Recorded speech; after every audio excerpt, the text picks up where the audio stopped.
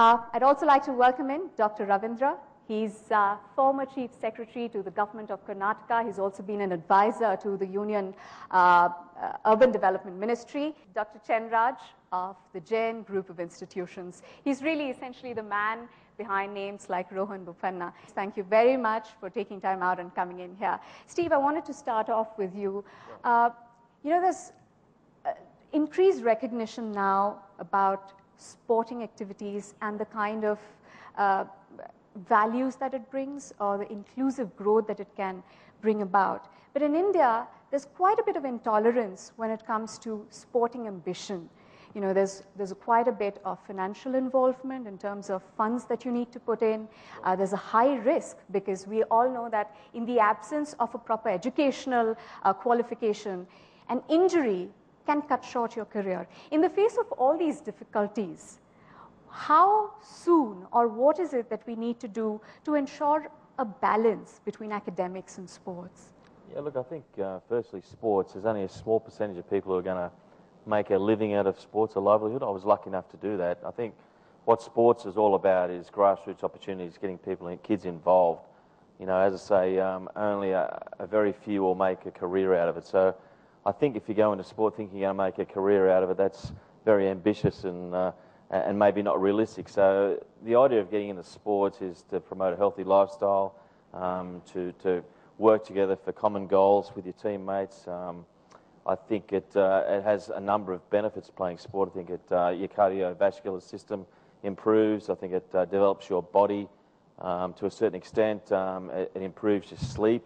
And that in turn will help you at school. So I think they both work hand in hand, sport and education. But I know in Australia, sport is a way of life. That's the way we're brought up. I had 3 brothers from the western suburbs of Sydney, and our whole lives growing up was based around sport. I mean, to me, school was secondary, and I look back, and that was pretty foolish when I look back on it. I was lucky enough that I had enough skill to make it in sport. But in Australia, we're brought up to go outside and to play. We've got great facilities. We've got a great history, a great culture around sport, and it's really important to our lifestyle, whereas I think India, it's probably been the opposite, where education has really been the focus. And I can understand that when there's over 1 billion people, it's very competitive out there. You need to earn a livelihood, so education has got to come first. But now there are more opportunities in sport to make it as a profession, but I just think the balance has got to be really good. I think you have got to focus on education, but at the same time, sport go hand in hand. If you're good at sport and you're participating in sport, I think you have a much healthier body and a mind, and it's going to bring those two together.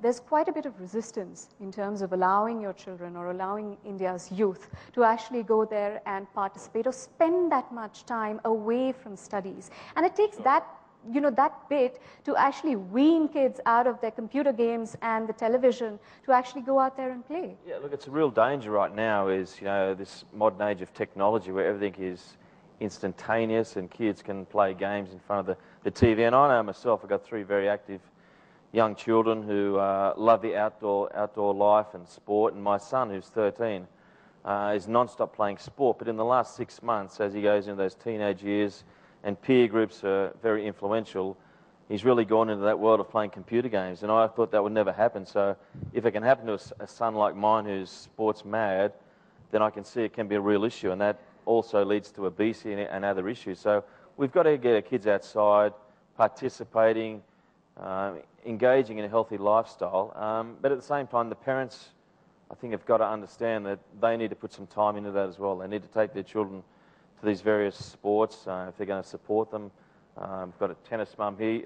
It does take a lot of time and does take commitment from the parents. So everyone's got to be involved. Everybody has got to be on the same page. I mean, the kids have got to want to be there and want to be enjoying what they're doing, but the parents have got to support them, I guess, in their time. They've got to give time to it, and also, I guess, emotionally support their kids, because it's not every day you're going to succeed at what you're doing. But sport to me is about perseverance, and that's what kids need right now. Is they need to be able to persevere at things, because they can chop and change really quickly.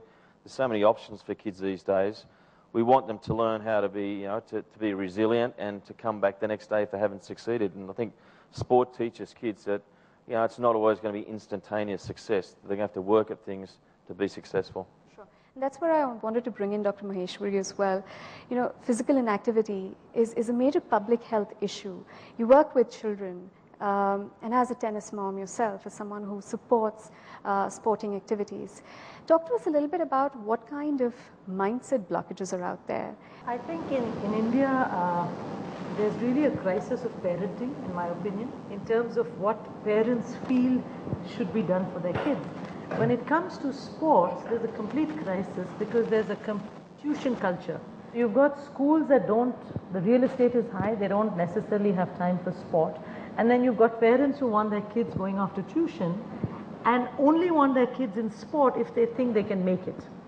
So this whole concept of, sport just for health is really, among my patients, I see non-existent. I see a lot of kids coming for cardiac checkups who just haven't exercised. So the minute they walk up 2 flights of steps, they're breathless, they're deconditioned. They're not out in the sunlight, so they have vitamin D deficiency. They haven't been exercising, so their muscles are all they've got disuse atrophy. So as a cardiologist, I actually now spend half my time talking about how they should cut their tuition classes and, go to the local badminton class or the swimming class, but then they'll tell me, but he's not becoming professional. So why should I spend that money on the sports class? So I'm like, it's not about becoming professional. It's about 1, being healthy, and 2, about learning. I think on the circuit, even if you play a club circuit, there are many levels of performance in sport. You learn to lose. And I think as human beings, that is a very crucial element, to learn how to lose and yet come back the next day to try and win. Rising obesity levels, rising early diabetes, rising heart attacks in the people in their 30s and 40s, all stemming from childhood issues. So certainly the health issues are tremendous. And then the psychological, because parents only want you to play if you're going to win. They say, beta jaake jeet ke aao. Now how are you going to go and win if you're not given the tools to win or trained to do so? So I think from, as a tennis mom, I see high performance sports and what needs to be done, and we're not doing that part. And as a cardiologist, the kind of just sports for health. And I think that's really what we have to emphasize in our country. 1 hour of sports a day in school, at least 45 minutes in the evening of free time, to an hour, and then they can do and cut down on homework. I think this whole concept of coming home and coloring inside a box, I'm not sure what it adds. My kids will love you. No, I agree too, by the way. Ashish, was it the same for you when you were growing up?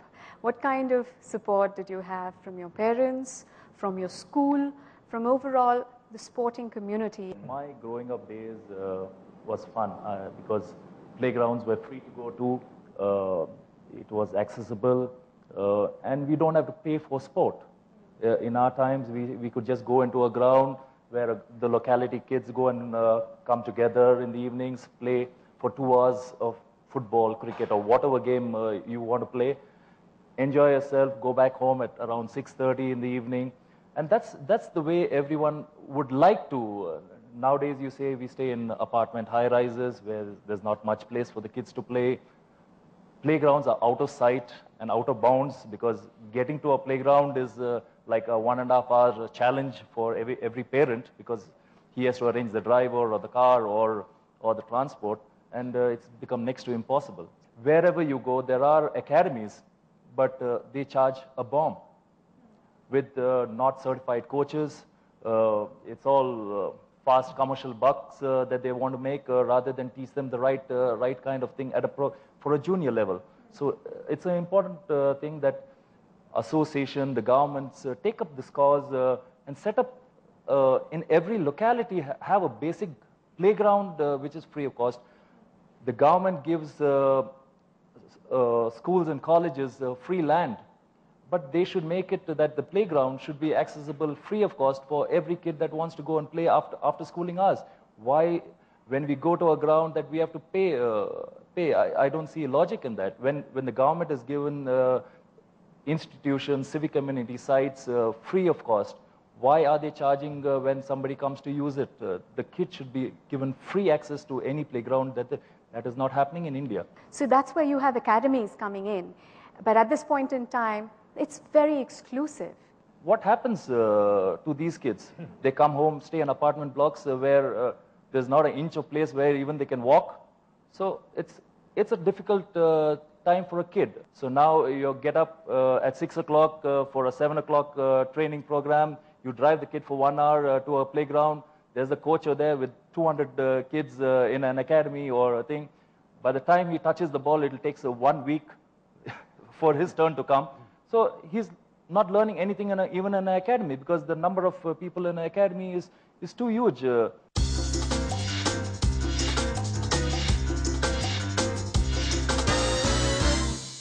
NDTV India की पेशेवर और संवेदनशील पत्रकारिता पर फिर लगी मुहर।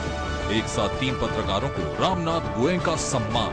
Ravish Kumar, journalist of the year. एक ऐसी बस्ती में जो आपके रहने और शहर के प्रति जो समझ है उसे पूरी तरह से बदल देती है। Umashankar Singh, excellence in journalism award. Afghanistan की राजधानी काबुल, सालों की लड़ाई के निशान यहाँ अब भी देखे जा सकते हैं। Hridesh Joshi, on the spot reporting award. CRPF के जवानों पर जो फायरिंग शुरू हुई और मौत का खेल शुरू हुआ, उसकी पटकथा यहीं पर लिखी गई। जुबां पे सच, दिल में India. NDTV India. Presenting Brigade Orchards, Bangalore, a 130-acre integrated enclave near Bangalore International Airport. Choose a signature villa, airy spaces, designed with every luxury you can dream of. The enclave includes shopping, offices, healthcare, a school, the signature club, and a sports academy by Steve Waugh's Sporting Edge.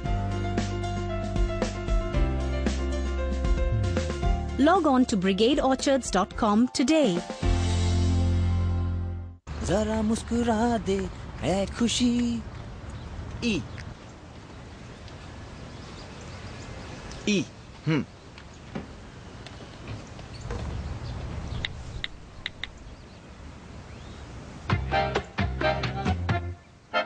इतनी सी हंसी, इतनी सी खुशी, इतना सा टुकड़ा चांद का, ख्वाबों के तिनकों से चल बनाए आशियां। अब सॉन्ग सुनो सिर्फ ₹1 में। बस 56789 पे कॉल करो। Songs for ₹1, friendship free.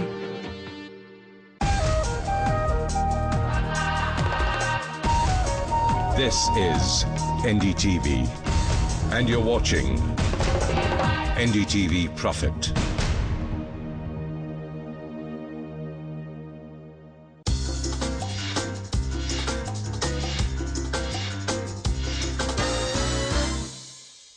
Dr. Ravindra, we've been talking about the facilities, the infrastructure, and the lack of it.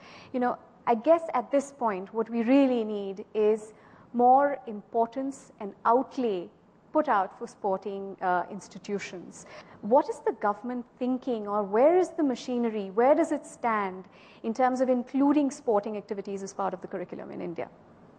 So in the first place, sporting doesn't receive as much importance as it should in the education curriculum. If you look at the education system in India, it's oriented more towards actual studies and, you know, securing ranks and first class and things like that, rather than placing emphasis on sports. So that is the basic issue. So the value system is such that, you know, you attach very little importance to sports. That is also the reason for the lack of adequate facilities in schools and colleges.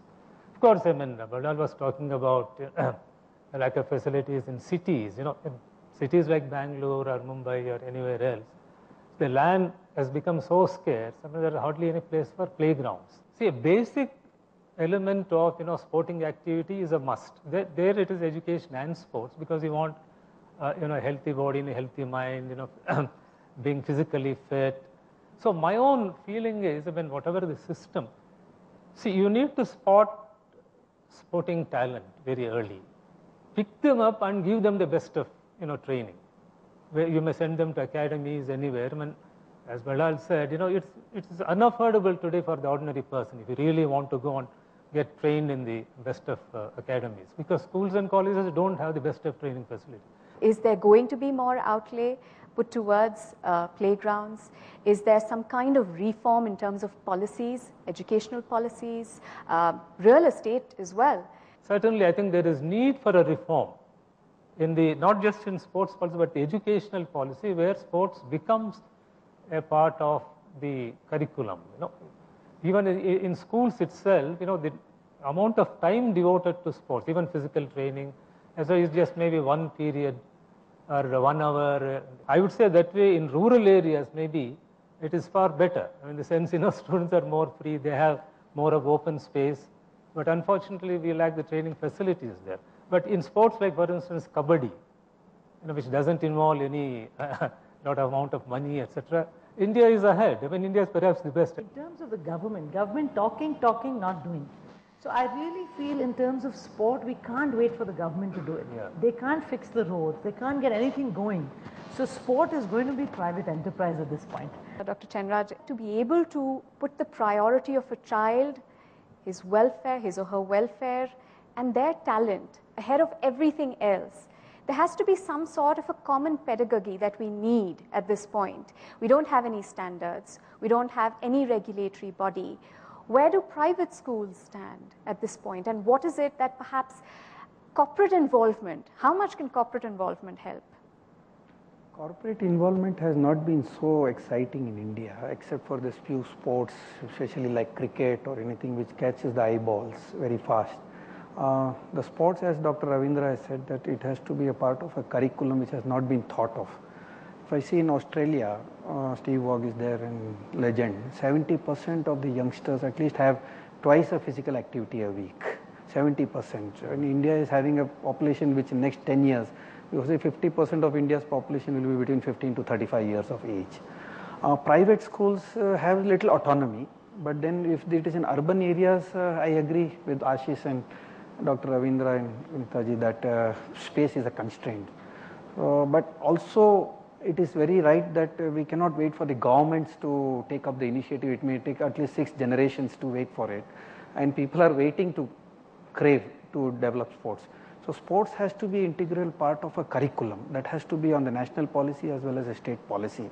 Private schools have that freedom to choose 3 hours of sports a week, or if they are very good talented, they need 22 hours of training a week, and it should happen somewhere at 8 years to 10 years. Private public partnership concepts has to take place, NGOs have to come forward, and any spaces available in urban cities like clubs where in the different timings which can be utilized, and which I have done it. We don't have any sports ground in Bangalore, but we have produced international champions as Pankaj Advani's, our own Bopanna's, or Robin Uttappa's. We supported all the memberships across the Bangalore, wherever they go there. So we have to bring harmony between both. We choose a model where they don't need to come to the classes.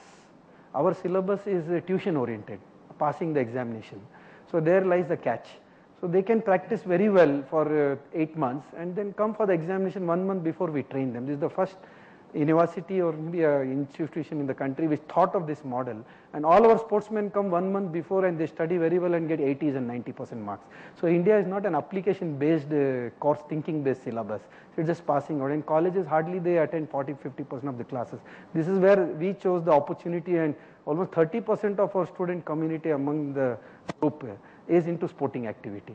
Syllabus level has to be reduced, it has to get into thinking based, it's not to be too many competitive examination, because after 10th I find students, parents withdraw their children from sports and they would have had 6 to 5 years of strong focused training in a particular sport, but as they reach 10th and 12th, they tend to back out because of the courses, professional courses and career prospects. That takes the front lead as the first agenda for them. Sponsorship bodies are lacking in this country, and corporate has taken less initiative, but few corporates have taken initiative, but on particular 1 or 2 sports, but not in the solo sports and individual sports like swimming. They don't get that encouragement. Hockey is our national game. We were 6-time Olympic champion. I think rarely any country would have done that. But then there is no support lacking, and especially training facilities, the equipments and tools. I guess the need of the hour is to be able to take all kinds of sporting activities to the maximum number of children possible rather than sticking to high visibility sports like, say, a cricket or football or hockey? My concept is to get as many kids in India involved in grassroots sports with good quality academies. If I can do that, and hopefully there's other people in India with the same passion, commitment and drive, you've got to start somewhere. You're not going to solve it all in one go. I think we're starting here with Brigade, with a really positive project, which will have great sporting facilities. You're right, it won't reach everyone, but it's going to reach a number of people. And once you start that momentum, that's what you need. Dr. Chenraj, is your model replicable? Definitely replicable. We have just taken the gap out of the system. Especially we require some 10-12 sports universities in this country. So corporate and private have to come together and build some sports universities which can be an inspiration to the government also. Dr. Ravindra, there is a difference in the rate of participation based on the socio-economic standing of a parent, of the school, the facilities available in a school, and of course in terms of gender as well. And I believe that the gender gap is quite significant statistically. What can we do to ensure that at least these gaps in terms of socio-economic levels, that isn't one of the reasons that we don't have participation? Socio-economic disparities are one very, very important reasons in any field apart from sports. For instance, we are not encouraging girls to participate actively in sports until very recently. It is only recently, they are all coming up. Maybe there may be exceptions like P.T. Usha or somebody who came up on their own. I mean, it's not as if they had the best of facilities and all that. Yeah, government's policy is certainly to reduce these disparities, there's gender gaps and all. There's no doubt about that. But when it comes to actual action, what needs to be done, I think I agree. See, government on its own will not be able to deliver goods at the final milestone, as they say, the last mile, because their government may be good at building, not in maintaining. So what we really need now is a kind of public-private participation, what Mr. Jain was talking about, where even if government invests in setting up facilities, they're running the sports institutions, bringing in very good coaches, that should be in private hands. Steve, closing comments. What kind of advocacy do you think we could bring about to try and change this and bring about some sort of balance? I think they both go hand in hand. I mean, if you're enjoying what you're doing in sport, I think it's going to help you with school. Yeah, maybe there is too much emphasis on whether you're going to be a doctor or whether you're going to play for India.